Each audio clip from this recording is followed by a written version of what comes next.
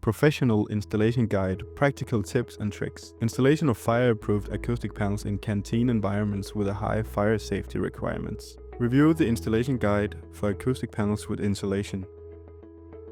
Cut the battens to an appropriate length. Mount the battens with a center-to-center distance of 23.62 inches. Start from the bottom and build upwards. Use a frame screw for mounting directly onto the concrete wall. Here the battens have been mounted with a center-to-center distance of 23.62 inches.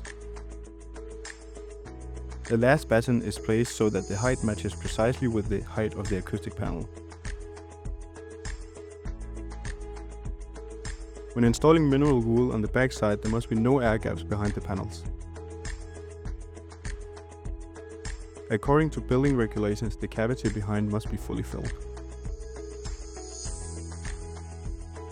Install one acoustic panel at a time.